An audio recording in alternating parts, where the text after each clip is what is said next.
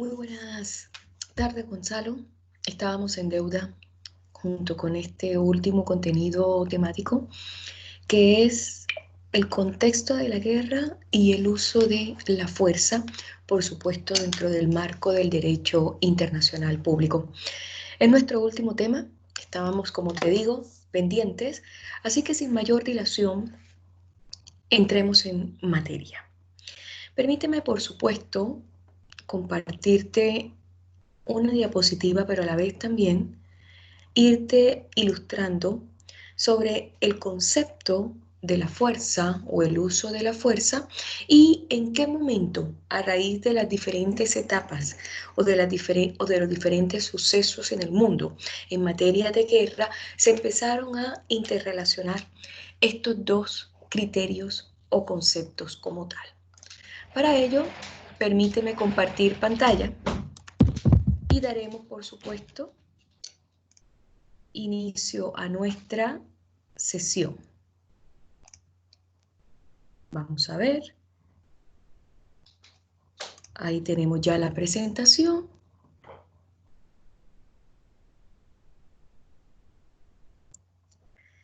Y ahora sí.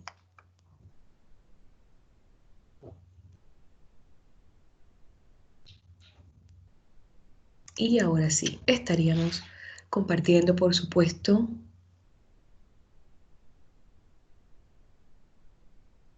vamos a intentarlo nuevamente.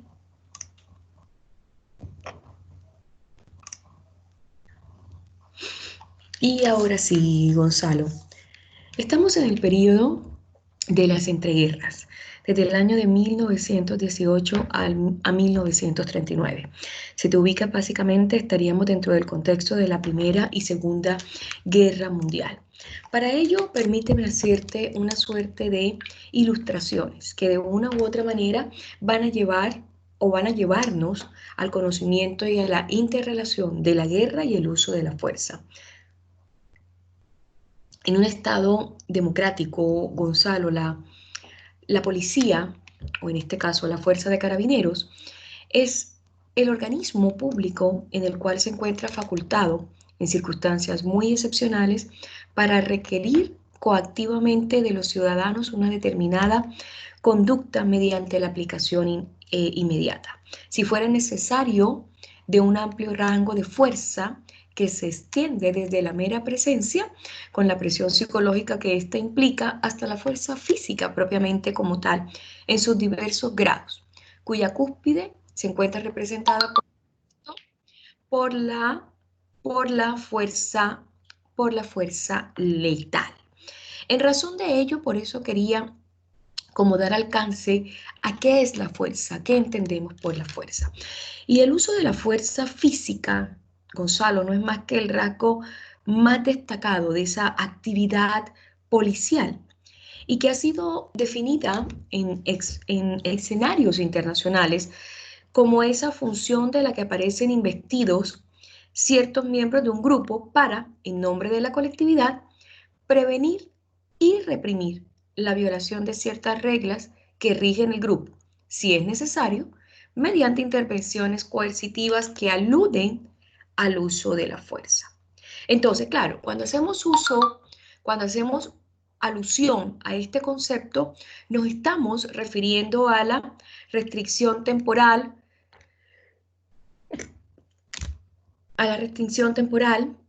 y que de una u otra manera es un suceso de carácter extraordinario que es ejercido en este caso por la fuerza pública.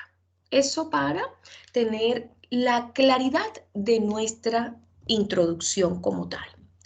Entonces, vamos y seguimos, por supuesto, con nuestra presentación. Vamos a ampliarla.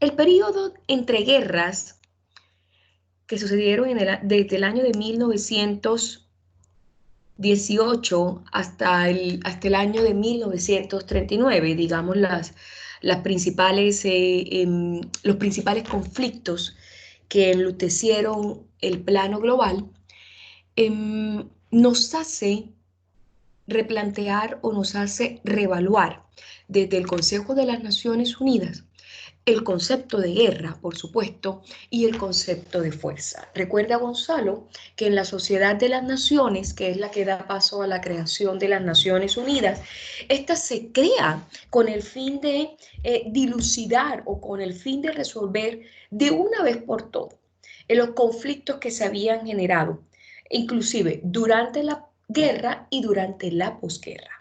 Entonces, claro, mucho se ha dicho que la Sociedad de Naciones ha sido el sueño del presidente norteamericano Woodrow Wilson, que por supuesto previamente nació este sueño o esta idea dentro de la Conferencia de París. Pero la Sociedad de Naciones vino a tomar esa sociedad de vencedores, como bien lo muestra la presentación, cuando niega el ingreso de Alemania y de la Rusia soviética.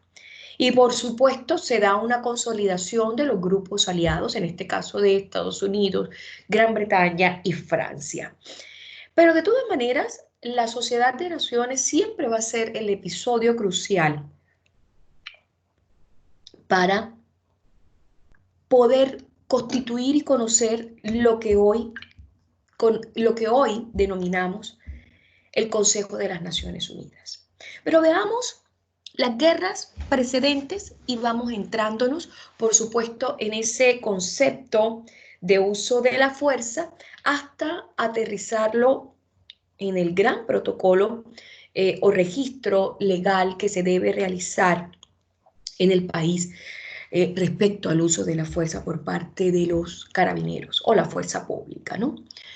Las tensiones internacionales que precedieron fueron, la primera de ellas, el revisionismo húngaro, la pequeña entente, como también se la ha llamado, a esa alianza estratégica formada entre 1920 y 1921 por Checoslovaquia, Rumania y Yugoslavia.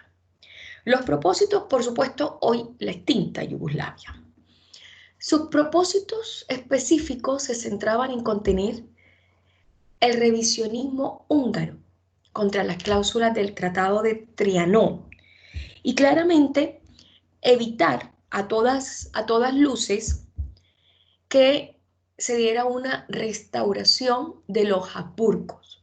Los tres países quedaron ligados por acuerdos defensivos y económicos, es decir, era una alianza estratégica como tal para evitar procesos invasivos, si tú me permites el término como tal. La pequeña entente, como también se le ha solido llamar, tuvo éxito en sus objetivos hasta el ascenso de Hitler al poder en Alemania. Esto dentro del contexto de la Primera Guerra Mundial. Pero en el año de 1936 empieza a rupturarse y termina definitivamente tras el reparto de Checoslovaquia en el Pacto de Múnich de 1938. Pero también es importante decirte que el Tratado de Trianón, ya por las cuales se habían rebelado contra el revisionismo húngaro o el imperio húngaro frente a este tratado, que fue un tratado de paz, firmado pero posterior después de la Primera Guerra Mundial, entre los aliados y el Reino de Hungría, aproximadamente en los años de 1919-1920. Y claramente se le llama el Tratado de Trianón porque tiene su origen en Francia como tal.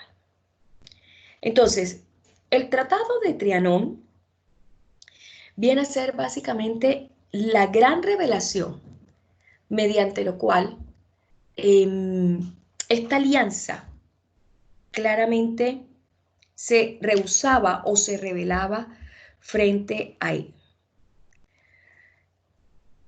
El propósito principal de ese tratado de Trianón era, a ver, si mal no recuerdo, entre otros, el compromiso de pagar una indemnización en concepto de guerra a los aliados por retrasar inclusive la firma de este tratado al no estar Hungría de acuerdo con las condiciones. A esas cláusulas se llegaron.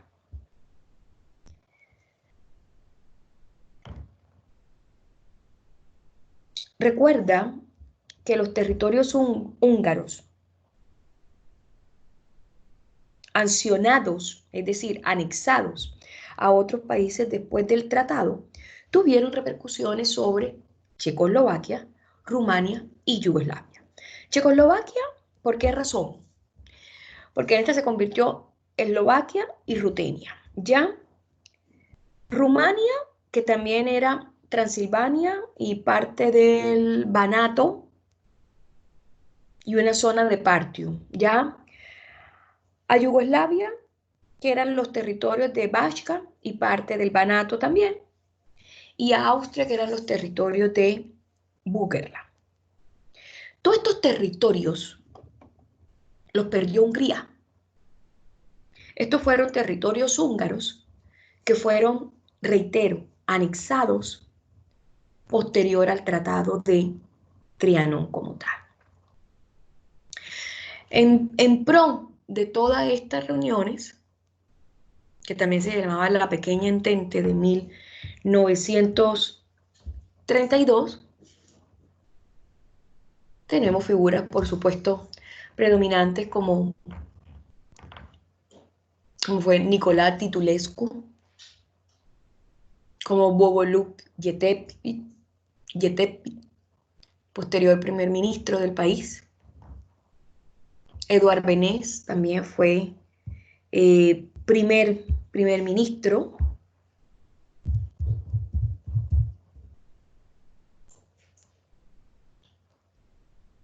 Claramente, la Pequeña Entente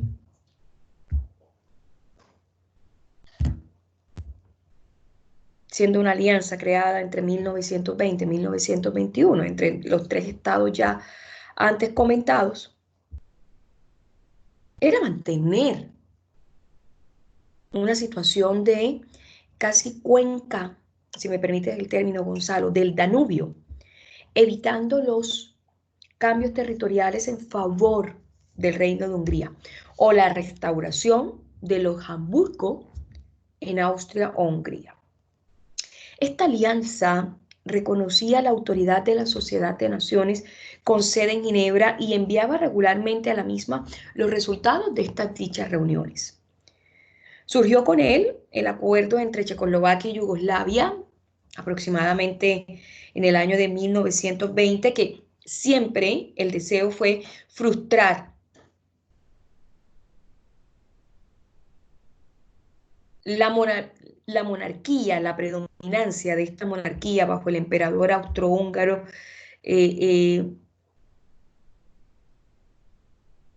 y, por supuesto,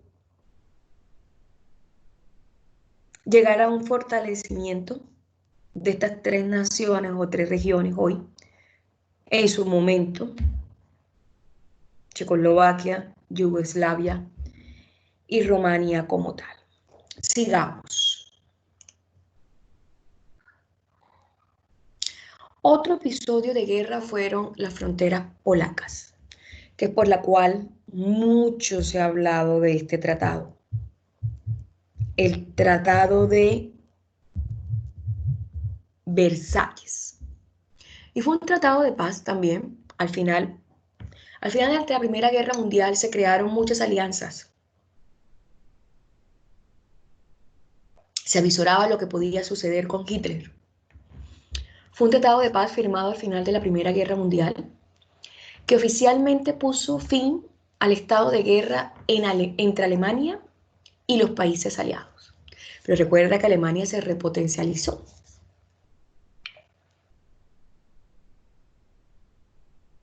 Firmado el 28 de junio de 1919 en el Salón de los Espejos del Palacio de Versalles. De ahí su nombre.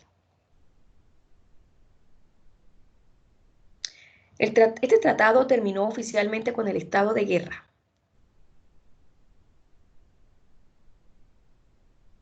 entre esa Alemania del Segundo Reich y los aliados de la Primera Guerra Mundial. Eso hay que tenerlo muy, muy preciso.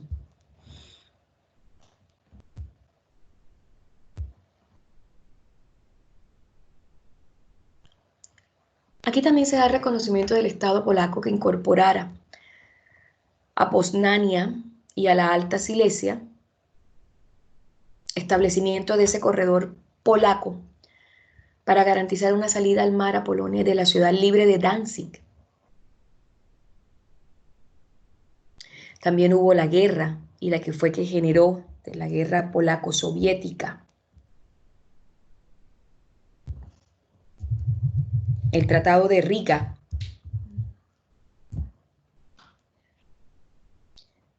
En el año de 1921.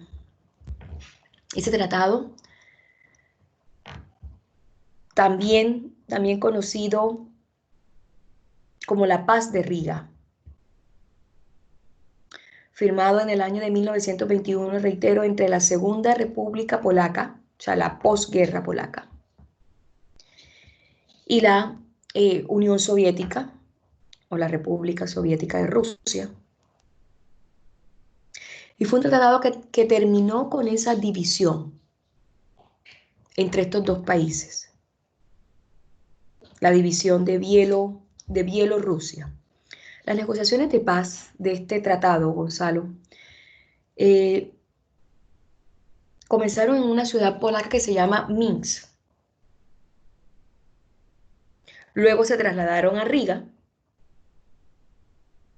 y se empezó a realizar una especie de puja o de negociaciones, en la cual, en una suerte de enmiendas, llegaron, por supuesto, a los procesos de conciliación.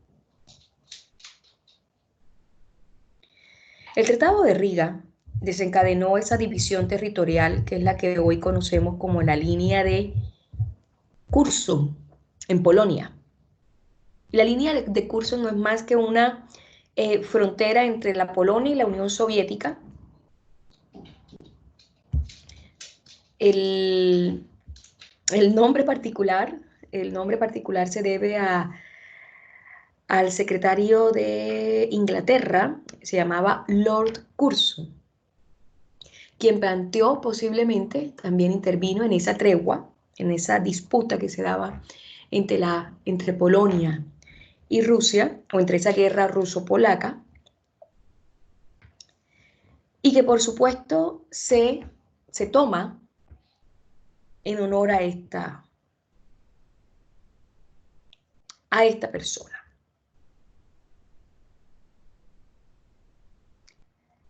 Sigamos. La concordia ilusoria. Bueno, en toda posguerra, antes de que también se fortaleciera la figura del Tercer Reich, Hitler, tenemos 4 conferencias importantes: la de Locarno, la de Ginebra y la Conferencia Económica Internacional de 1927. Pero, muy primordialmente, nuestro pacto Bryan-Kellogg, porque con él se habla de la guerra desde el punto de vista conceptual, con sus elementos, características y del uso de la fuerza.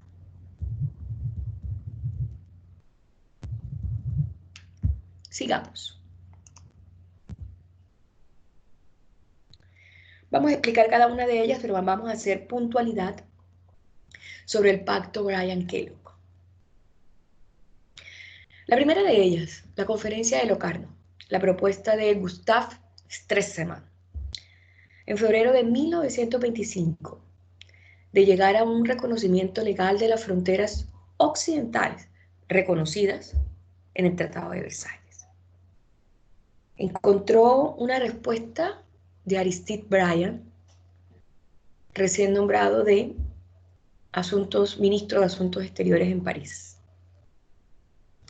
Pero lo que se quería era que, siendo Locarno, recuerda que Suiza siempre ha sido un país muy neutral, Lo que buscaba Gustav Stresemann por Alemania, Aristide por Francia, Auguste Chamberlain por Gran Bretaña, Benito Mussolini por Italia y Emile van der Belt, representante de Bélgica,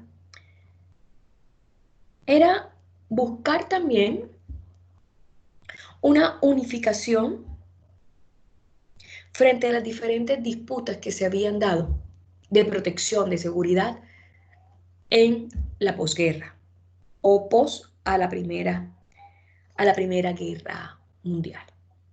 Entonces, en esa conferencia de Locarno se originan los famosos tratados o pactos de Locarno. Y estos pactos de Locarno son 8, destinados a reforzar la paz y regula los siguientes aspectos: delimitación de fronteras entre Alemania, Bélgica y Francia, reparto de Renania entre los 3 países y de desmilitarización de la zona, acuerdos de arbitraje entre Alemania y el resto de países fronterizos, acuerdo de colaboración entre Francia, Polonia y Checoslovaquia, reconocimiento expreso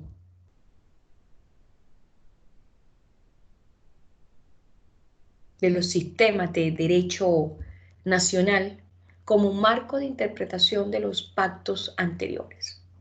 ¿Cómo así? Expliquemos.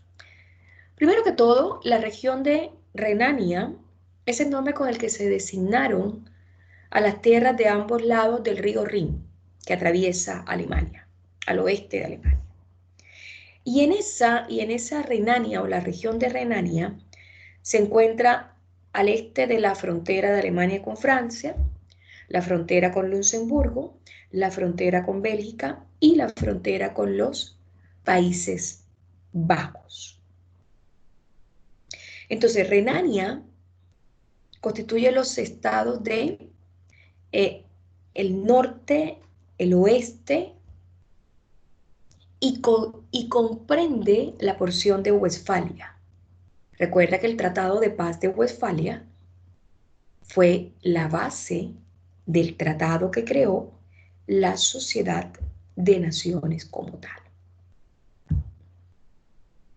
Entonces, lo que se buscaba era desmilitarizar esas zonas, volver al restablecimiento de una seguridad y evitar, por supuesto,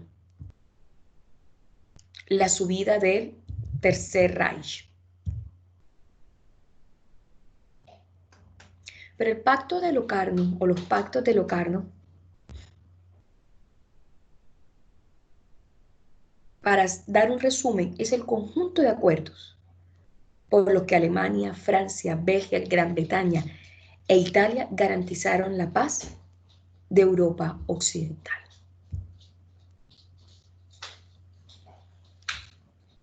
Cuando se habla de SDN, es un sistema de derecho interno como marco de interpretación de los pactos anteriores. Pero ojo, Gonzalo, que con la existencia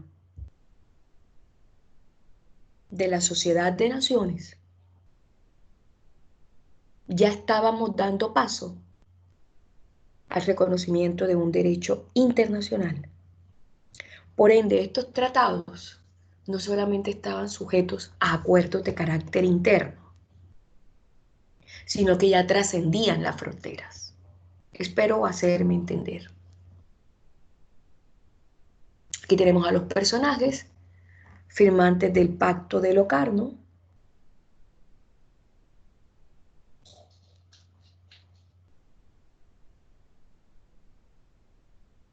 Era un tratado de asistencia mutua franco-polaco y franco-checo, en caso de que subiese el Tercer Reich en Alemania.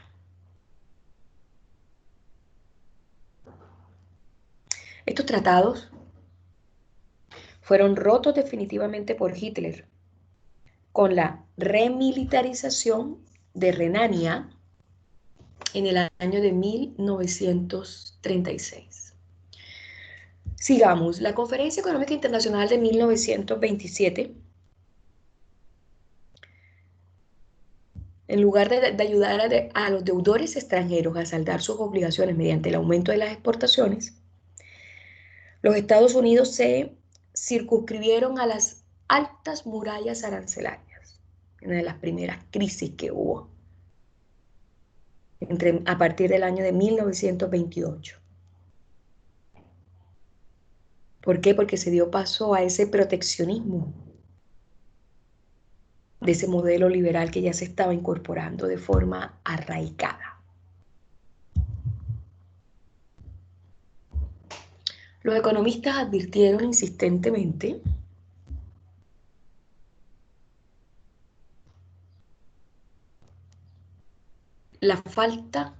advirtieron insistentemente contra la falta de previsión finalmente de la Liga de las Naciones, es decir, de la Sociedad de las Naciones, que era la que cumplía el funcionamiento de las Naciones Unidas, que se crea esta conferencia para dilucidar qué vamos a hacer. En el informe final, los delegados instaron a sus gobiernos a disminuir los impuestos o las tasas arancelarias, pero indiscutiblemente vino lo que se ha conocido como la Gran Depresión.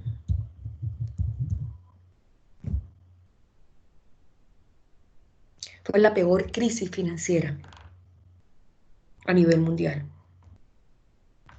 Y se prolongó inclusive hasta la década del 30, de 1930.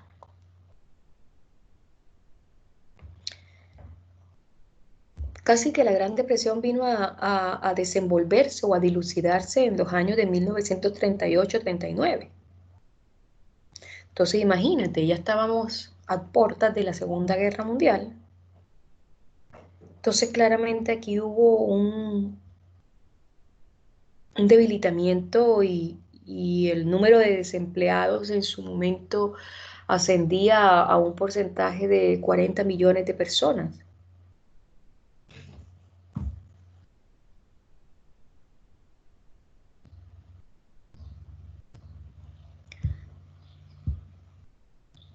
La Gran Depresión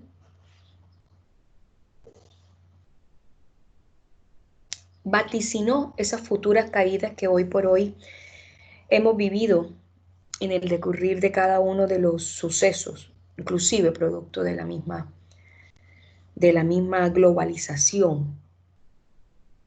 Pero con la Gran Depresión también, lejos de ese concepto proteccionista, que era solamente particular, vino también una noción desde el punto de vista que la Conferencia Económica Internacional planteó, y fue el concepto de deflación. Y la deflación no es más que la ausencia de créditos, la baja de precios y la escasa de circulación de moneda. Claramente genera un descenso de la economía, ¿no? Ahora sí, nuestro gran factor por el cual nosotros empezamos ya a materializar el concepto de guerra, a regularizarlo en el fondo y a hablar sobre el uso de la fuerza. El pacto de Kellogg-Briand, también conocido como Pacto de París, es un tratado internacional que fue firmado en 1928 en París. Ya lo veíamos por iniciativa del ministro de Asuntos Exteriores Aristide Briand y del secretario de Estado de los Estados Unidos Frank B. Kellogg, mediante el cual los 15 estados signatarios se comprometían a no usar la guerra como mecanismo para la solución de las controversias internacionales. Excelente, mira. Este pacto es considerado el precedente del artículo 2.4 de la Carta de las Naciones Unidas, en el que se consagra con carácter general la prohibición del uso de la fuerza. Por eso, indiscutible hablar de ella.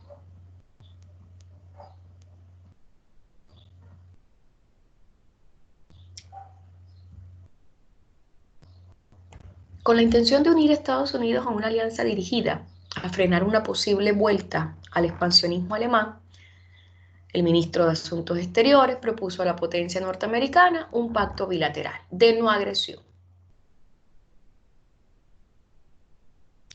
Y en esto las altas partes contratantes declaran solemnemente en nombre de sus naciones que condenan la guerra como ese medio de resolución de conflicto, y desisten de su uso como herramienta de la política nacional en sus relaciones mutuas. Entonces, dado que este tratado evidentemente no terminó claramente con los conflictos internacionales, se cuestionó mucho su utilidad. Sin embargo, tuvo una base y un soporte enorme, dado que este se crea en la antesala de la Segunda Guerra Mundial y queda instalado, lo cual, cuando finaliza la Segunda Guerra Mundial, es uno de los instrumentos que sirvió para fundamentar la acusación de los crímenes contra la paz durante los juicios de Nuremberg. Entonces fue una herramienta. Aunque quizás más importante que su utilización como base en los juicios de Nuremberg, es su influencia sobre la posterior Carta de las Naciones Unidas en el año de 1945, aprox, que prohibió en su artículo 2.4 el uso de la guerra como medio de resolución de las controversias internacionales.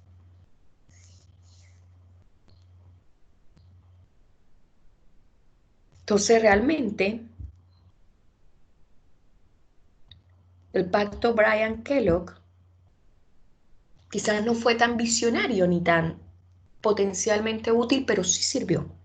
Es así que Aristide Briand recibió el Premio Nobel de la Paz por sus esfuerzos por la reconciliación entre Alemania y Francia, junto a los ministros exteriores de Alemania, Stresemann, que buscaban mediante el Pacto de Locarno no llegar al ascenso del Tercer Reich.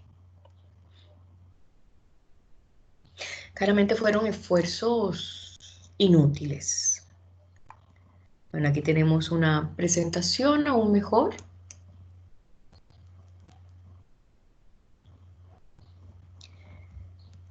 Otro hecho que también marcó y colaboró para regularizar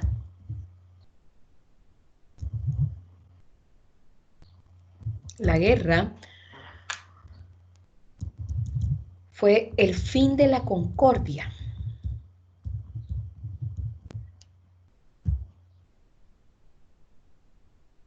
Y el fin de la concordia acaecida en el año de 1929 a 1933. El primer suceso es la muerte de Gustav Stresemann.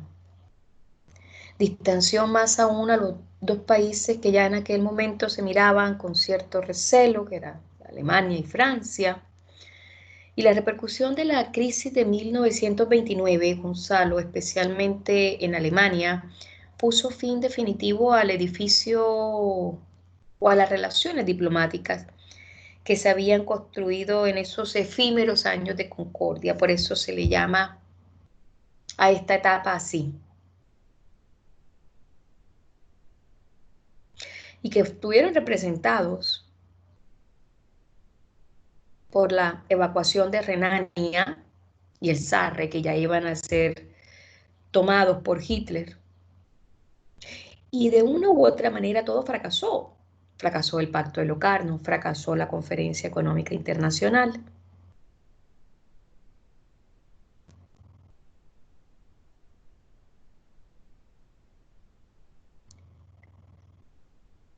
Eran tiempos, con este fin de la concordia, era el paso a un nacionalismo extremo, y de soluciones definitivamente violentas.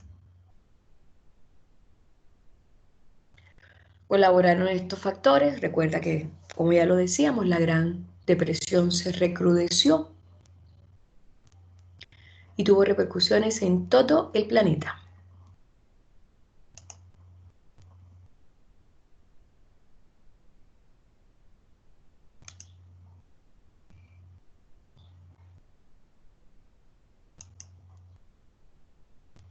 Bueno, esto era la propuesta de Keynes frente a la conclusión y a la definición para superar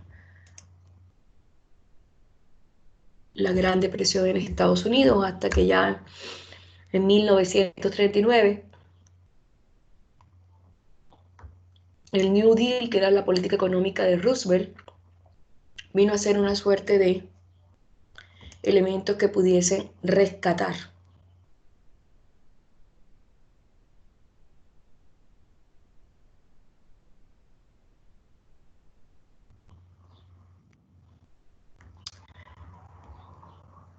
Dejemos de compartir pantalla.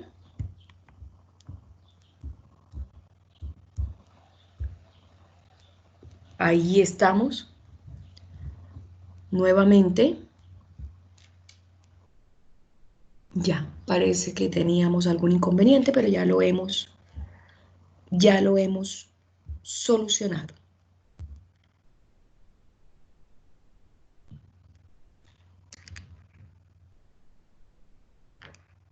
Ahora, Gonzalo, vamos a ver qué es la fuerza, para que también te quede a ti una claridad de dicho concepto y de las características del mismo. Voy a aperturar pantalla. Ahora sí estamos. Ya, ahora sí bien. Pues bien, Gonzalo, la determinación del uso de la fuerza se encuentra estrechamente relacionada por lo menos con tres componentes. El primero, en qué momento debe utilizarse esta. El segundo, el tipo y la calidad de la fuerza que corresponde emplear. Y el tercero, la responsabilidad que debe existir por su uso como tal.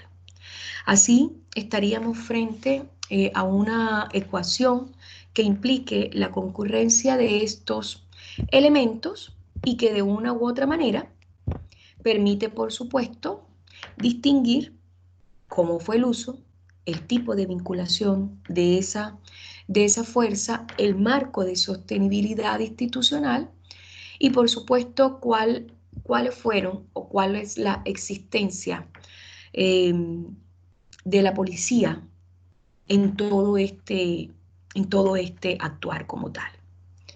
Muchos de estos conceptos o muchas de estas nociones requieren de un proceso de reforma policial y es por ello que en América Latina, en el marco de estas o como resultado de las mismas, de muchos estallidos, el uso de la fuerza se ha vuelto un tema específico, más bien casi que de literatura muy especial y de una reforma necesaria, Gonzalo, para que se dé eh, su uso solamente en determinadas situaciones de carácter excepcional y se dé una profesionalización de dicho concepto como tal.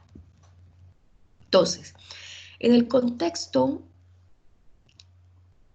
de la policía o de la fuerza de carabineros, eh, parece existir un consenso que el recurso de la fuerza es legítimo para el cumplimiento de sus objetivos. Y claramente, como un organismo público, se le avala en el uso de la misma. Pero a ver, el uso de la fuerza solamente tiene ciertas excepciones o ciertas situaciones. Y ojo, que cada situación va muy al marco del artículo 2.4 de la Carta de las Naciones Unidas, a donde nos dicen que se prohíbe el uso de la fuerza y se prohíbe la guerra como un mecanismo de resolución de conflictos. Entonces, luego, Posteriormente, se avala el uso de la fuerza para salvaguardar los intereses en materia de seguridad pública de los estados. Pero ojo, Gonzalo, porque aquí hay un vacío. Y el vacío sucede cuando esa fuerza puede violar derechos fundamentales. Entonces, mucho se ha avalado que en el caso de la fuerza policial se utilice o se dé plano al uso de la fuerza en la situación de arresto, en la situación de detención en flagrancia, con el objeto claramente de impedir la consumación del delito, en el hecho de la detención dispuesta por una autoridad jurisdiccional como una medida cautelar, y de la detención preventiva o de la detención por sospecha. Entonces, todas estas situaciones son de público conocimiento y son acciones que también han sido llevadas a cabo históricamente por la fuerza pública. Mucho se habla del marco jurídico sobre el uso de la fuerza. Y es que las regulaciones sobre el uso de la fuerza se encuentran contenidas en el marco jurídico internacional y en el marco jurídico nacional sobre esta materia. Pero adicionalmente existen otras reglas de carácter informal que también se refieren a ella. De esta suerte, pudiésemos decir, Gonzalo, que existen al menos 4 niveles normativos para el uso de la fuerza. 3 de ellos de carácter formal y 1 informal. Los primeros constituyen las normas jurídicas en el sentido propiamente como tal, y por lo tanto se encuentran dotados de general aplicación, pero también de obligatoriedad. Lo que no es exigible en el caso de las reglas informales. Pero veamos, para ser más precisa. Esos 4 niveles, ¿cuáles son? Primero, las normas emanadas de organizaciones internacionales, que fijan los principios generales y estándares mínimos que deben respetarse al hacer uso de la fuerza. Estas normas van a estar siempre dirigidas a todos aquellos funcionarios encargados de hacer cumplir la ley. En el caso de los Estados miembros de las Naciones Unidas, existe una obligación de adoptar una legislación interna a las normas internacionales. El segundo nivel, las normas de derecho penal, cuyo carácter de ley es otorgar amplia obligatoriedad en el territorio estatal que las ha promulgado. Su objetivo es tipificar y sancionar las conductas que se consideren delictivas, entre ellas las que se incluye el uso excesivo de la fuerza, como sucediera o acaeciera en el estallido social. Las normas reglamentarias, como un tercer nivel, obligatorias en el ámbito de la institución que las ha dictado, como por ejemplo los reglamentos de policía, hoy por hoy necesaria la reforma. Estas normas tienen por objeto desarrollar las leyes en aspectos específicos y adaptarlas a un nivel operativo, pero muchas veces continúan teniendo un rango importante de generalidad, pues no se refieren específicamente al tema del uso de la fuerza, lo cual es necesario hoy por hoy.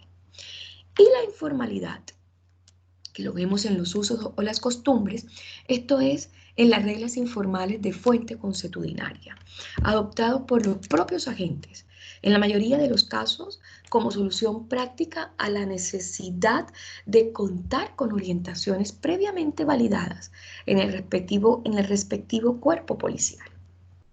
En el fondo, se trata de criterios para operar situaciones concretas, basadas en experiencia que se consideren útiles, aun cuando no necesariamente puedan ser calificadas como buenas prácticas. Este marco regulatorio, Gonzalo, más extendido entre los funcionarios de menor graduación, es decir, los que con mayor frecuencia se ven en la necesidad de emplear la fuerza física o hacer uso de armas letales, puede operar supliendo la ausencia de regulación jurídica e incluso contra la misma norma expresa. Cuando los agentes consideran que las disposiciones formales no responderán a la realidad de sus necesidades. Y ahí es donde está la vulneración y el vacío de la vulneración latente. Por los mismos, estos usos no dicen relación con consideraciones de justicia, ni de respeto de los derechos humanos, ni de criterios institucionales, sino con requerimientos de otra índole, como supuesta eficacia de la actividad policial, por ejemplo, arrestar ladrones, descubrir responsables, prevenir reclamos y eventuales sanciones administrativas o jurisdiccionales por malas prácticas o una subcultura policial que opera al margen de la ley, bajo tolerancia de los mandos institucionales o bajo el concurso de los mandos institucionales. Entonces, la información disponible respecto en América Latina, especialmente con la escasez de estos reglamentos operativos y de entrenamiento específico para un adecuado uso de la fuerza, permite sostener la hipótesis que en la práctica cotidiana probablemente la conducta de los agentes se orienta en la mayoría de los casos por este último nivel normativo. Por lo mismo, se han realizado muchos estudios, Gonzalo, con el objeto de documentar e intentar comprender las situaciones en que la fuerza o el uso de la fuerza es empleada. Y una manera de hacerlo es estudiando las reglas que el propio personal emplea para su uso. Ahora bien, si nosotros hacemos hincapié de cuáles son los instrumentos internacionales relacionados con la conducta policial, la relación entre el uso de la fuerza y los derechos humanos es muy estrecha, razón por la cual los principales instrumentos internacionales sobre la materia han abordado el tema. Estos instrumentos emanan de organismos internacionales, intergubernamentales, como la Organización de las Naciones Unidas, como la OEA, como la Cruz Roja Internacional, que presta asistencia humanitaria, esta última en situaciones de conflicto armado interno, y que claramente ha cumplido una labor similar en torno del derecho internacional humanitario y del derecho de la guerra, en la cual se da uso o se da aplicación a los convenios 1 y 2 de Ginebra y sus respectivos protocolos facultativos. Entonces, además de las declaraciones y pactos referidos a la protección general de los derechos humanos, existen estos instrumentos internacionales. ¿Cuáles son? Entonces, podemos mencionar varios. El Tratado Internacional contra la Práctica de la Tortura y la Violencia contra la Mujer, que claramente también limita y regulariza el uso de la fuerza. Las resoluciones de las Naciones Unidas para el uso de la fuerza. Y es un instrumento que ha sido creado por la Asamblea General y por el Consejo Económico Social de las Naciones Unidas. Y en ella está dirigida ¿qué, profesora? El Código de Conducta para funcionarios encargados de hacer cumplir la ley. Los principios básicos del empleo de las fuerzas y de las armas de fuego como tal. Las reglas mínimas para el tratamiento de los reclusos. El conjunto de principios de todas las personas sometidas a cualquier forma de detención o prisión. Las reglas de las Naciones Unidas para la protección de los menores privados de la libertad. Digamos que son instrumentos en el marco de las Naciones Unidas que va a permitir regularizar el uso de la fuerza como tal. ¿Qué otros instrumentos internacionales? Los manuales operativos, haciendo hincapié sobre este en particular. Manual operativo sobre el uso de la fuerza y las armas de fuego. Las Naciones Unidas no solamente han promovido este instrumento como tal, ya mencionábamos algunos, pero este manual concluye muchas de las prácticas e ítems en las cuales debe delimitarse la fuerza policial. En primer lugar, debe recurrirse a medios no violentos. Se utilizará solamente la fuerza cuando sea estrictamente necesario y bajo determinados parámetros que no vulneren los derechos fundamentales. El uso de la fuerza siempre será proporcional a los objetivos ilícitos. Se reducirán al mínimo los daños y las lesiones. Se dispondrá de una serie de medios que permitan un uso diferenciado de la fuerza, es decir, se agota instrumentos no letales, en este caso como los perdigones de acero que fueron letales, y como último de lo último recurso, la fuerza. La fuerza no está avalada. La fuerza es un extremo, una situación de carácter excepcional. Todos los policías o todas las fuerzas de policía deben recibir adiestramiento en el uso de los distintos medios para contener la fuerza. Las armas de fuego se utilizarán solamente en defensa propia o en defensa de otros en caso de una amenaza inminente de muerte o de lesiones graves o letales. El uso de la fuerza en el sistema interamericano de derechos humanos, en el caso conocido como, y esto sujeto a confirmación, como la finca exacta, presentada ante la Comisión Interamericana de Derechos Humanos, luego por supuesto llevado ante la Corte Interamericana, se investigó la responsabilidad del Estado de Guatemala por hechos ocurridos en el año aproximadamente 1994-1995, en los cuales la Policía Nacional disparó contra campesinos que habían ocupado la citada finca. ¿Ya? Entonces, claro, aquí el mayor argumento fue el uso excesivo de la fuerza. Complementariamente, la Corte determinó que como requisito general, el Estado puede autorizar la utilización de la fuerza solo cuando sea estrictamente necesario y en la justa medida para el efectivo cumplimiento de los deberes legítimos, lo que no había sucedido en este caso. Las recomendaciones del Comité Internacional de la Cruz Roja sobre el uso de la fuerza y de las armas de fuego han manifestado una profunda preocupación porque hoy por hoy todavía no hay regulaciones internas y específicas en lo que refiere a las policías, quienes son las más propensas al uso de la fuerza, para delimitarla. Y sobre todo, esa preocupación por el uso extendido de las armas letales, especialmente en situaciones que no las requieren, como lo visualizábamos en el estallido social. Gonzalo, el empleo de las armas de fuego primero apela a una regulación interna y que esa regulación interna sea coherente con la regulación internacional. La tecnología no letal o de menor letalidad debe considerarse como una opción para reducir una situación de carácter excepcional en el marco de una acción policial, lo que debería guiar una óptima acción de los cuerpos y de la fuerza de seguridad. Porque la fuerza pública está para salvaguardar la integridad, no para atentarla respecto de ella. El modelo de escala racional del uso de la fuerza, lo cual lo ha instituido los Estados Unidos, tiene 4 principios fundamentales: la legalidad, la proporcionalidad, es decir, cuánta fuerza se va a utilizar, la gradualidad y la oportunidad. ¿Cuándo utilizar la fuerza?